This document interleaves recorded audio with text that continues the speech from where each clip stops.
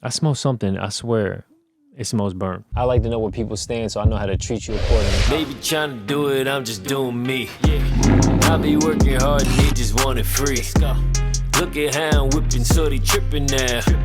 Take away the fake, you see the difference now. Be competitive with yourself.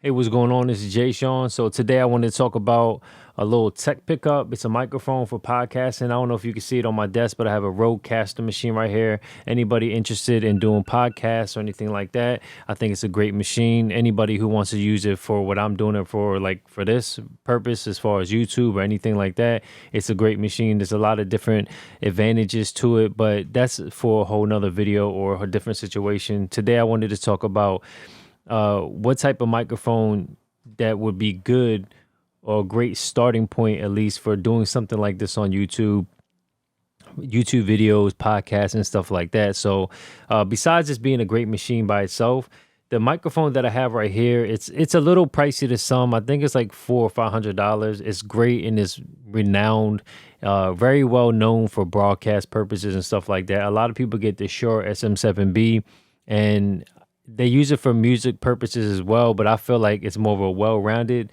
microphone, while this is more geared towards broadcast purposes and speech and stuff like that. Now, at the end of the day, you can use whatever you want and what you personally feel comfortable with as far as with your voice and your budget. But for anybody who has a budget that is a tight budget and you're just trying to start off, this is a great purchase right here. The crazy thing is, it came out, it's also from Rode, sorry for the noise. It's also from Rode, but it came out like a year ago. It came out a little bit after this machine or something around that time frame. And because it was only $100, it's pretty much hard to find now, at least. I think everybody, sorry for the noise. I guess due to everybody being at home now, everybody trying to capitalize on some sort of internet-based business of any kind or doing a lot of creative things and stuff like that. I feel like a lot of these items like this are harder to come across because more people are picking it up. They're picking it up so much that the cheapest option is probably the better option. Now, this is a little smushed up, but I made sure I got it from an authorized Rode dealer. Oops, let me see. It is sealed, so that is good. But I bought it from an authorized Rode dealer. Everywhere right now in current date, and this being November 2020, it's hard to find. And one of the authorized dealers that I went to is Alto Music, ALTO. They're based in New York. Because I'm in where I'm located, I got it literally the next day.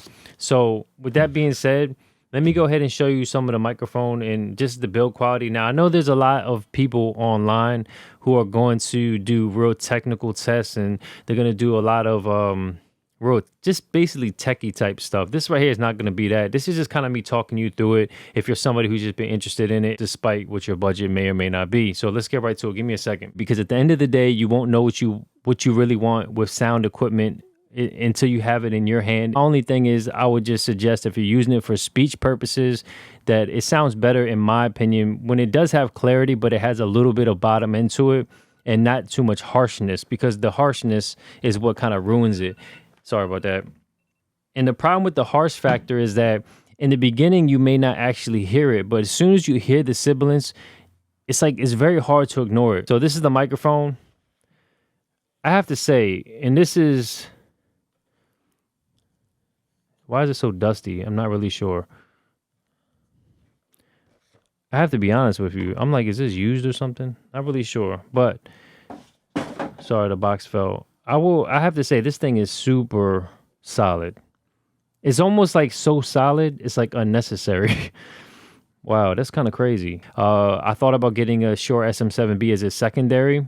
And to be honest, this wouldn't be for me. It would be for like a guest or somebody else that I'm doing something with. Seriously, this thing is heavy. Compared to, I'm keep shaking the table. Compared to even this microphone, this thing is really heavy. And I've heard a lot of people say that online, but I really just never thought much of it, except that, yeah, it's a little solid. They just stuck a little cheap microphone in a solid case, but it's really that heavy. It's pretty heavy duty, actually. So while this is plugged in, let me see if I can plug it in here. So far as build quality, it definitely gets A1 for that. Let me see. Dynamic. Now, the only thing that kind of sucks is I'm actually going to be holding it. So I'm making all kinds of noise. I'm actually going to be holding it. And I know with microphones like this, you want to put some type of foam cover or foam filter on it or something like that.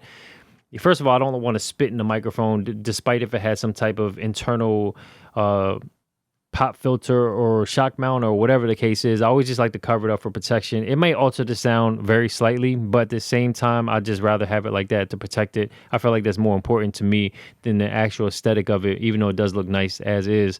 So I have this at the same as the RE20. The RE20 is supposed to be a little more sensitive than something like this, at least as far as what I know. But let me go ahead and turn this on now and turn the volume up. And I'm going to have this pretty close.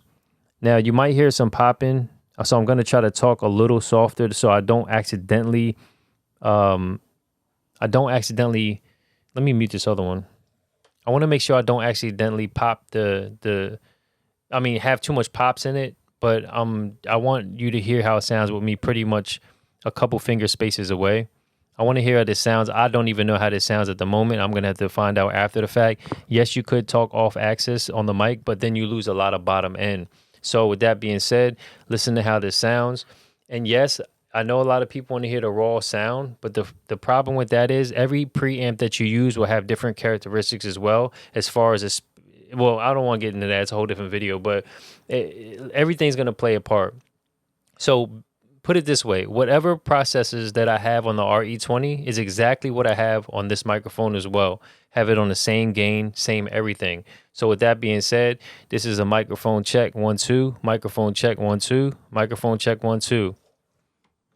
This is the RE20, microphone check 1 2, microphone check 1 2. I'm pretty sure the RE20 is going to sound better, but remember, this one costs like 4 times or 5 times as much as this one. And let me tell you, this thing is so solid. I can't emphasize it enough. This thing is super solid. If they put like a super high quality microphone in here, and with this build, you would think this thing costs like thousands of dollars or something, just based on the feel of it and just the structure of it. Is really nice. So let me get right back to this microphone. All right, so I'm back, and this is with me pretty close. I know a lot of people want to talk like this because it's just the nature of the type. They're just used to talking further away. But with this particular mic, it has that proximity effect. So the closer you go in, you're going to have a bigger bottom on your voice. In my opinion, this microphone was more geared towards talking to it close like this, like it was designed to talk like this. You're going to just lose a lot of the sound quality getting further away. You'll gain you won't have the pops and stuff like that, but you'll lose a lot of the sound smoothness or bottom end or the characteristic of the mic, I feel like, getting further away. What else? I think that's pretty much it. So from this point, we're just going to go back and listen to it and hear what the audio clips sound like. And you're going to just watch it basically as I'm watching it, because I'm going to upload this video. What's my favorite season? Spring, fall, winter, summer. Yikes. Is it summer? My favorite season is summer. Let me get off this mic now. Hopefully I'm not popping too much on here. Again, you're going to have to get one of these screen filters or something, even if it's a cheap one. I know that Rode sells one for like $20, which is a little pricey, but I think it's really thick, which can help a lot of the pops and maybe tone down some of the higher end frequencies that you may have problems with. Like it sounded a little harsh and thin to me when I heard this particular microphone on the internet for the first time. So let me switch back. Based on how this is going to end up sounding, I may end up actually picking up another one. All right, with that being said, make sure you do everything at your top level. And remember, you're in no competition with anybody except yourself. So make sure your next move is your best move, or at least your better move. Until next time.